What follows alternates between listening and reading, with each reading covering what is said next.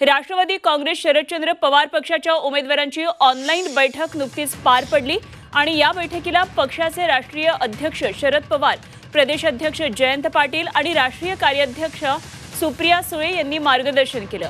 या बैठकीमध्ये महाविकास आघाडी 157 जागांपर्यंत जाऊ शकते असा विश्वास व्यक्त करण्यात आल्याची माहिती सूत्रांकडून मिळते। या बैठकीमध्ये विधानसभा क्षेत्रात किती मतदान झालं, हरकती कशा प्रकारे नोंदवायला हव्यात, मतमोजणी संपताना C-17 फॉर्मवरची माहिती नेमकी काय होती, मतमोजणीवेळी आपल्यासमोर काय माहिती मांडली जात आहे हे सगळं तपासण्याच्या सूचना करण्यात आल्या। तेव्हा शरद पवार पक्षाची ही बैठक झाली आहे। आणखी सविस्तर माहिती जाणून घेऊया। आमच्या प्रतिनिधी सीमा आढे सध्या आपल्या बरोबर आहे। सीमा, ही ऑनलाईन बैठक नुकतीच पार पडली आहे राष्ट्रवादी काँग्रेस शरदचंद्र पवार पक्षाची।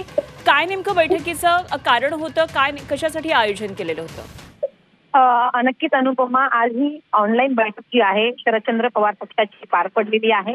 खरं तर उद्या निकाल लागणार आहे आणि तत्पूर्वी महाविकास आघाडीचे नेते हे आपल्याला वेगवेगळ्या पद्धतीनं कशा पद्धतीने आपण तयारी करू शकतो याची चाचपणी करताना आपल्याला बघायला मिळत आहे।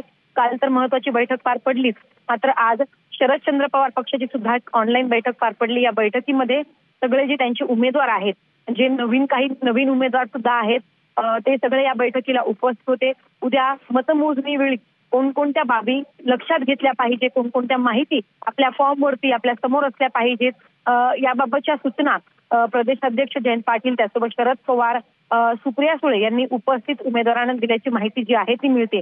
एक्झिट पोल चे जे आकडे आहेत ते वेगवेगळे आहेत, मात्र आज जी बैठक पार पडली या बैठकीमध्ये असा विश्वास व्यक्त करण्यात आला की महाविकास आघाडी 157 जागांपर्यंत जाऊ शकते असा विश्वास आजच्या या बैठकीमध्ये व्यक्त करण्यात आलेला आहे।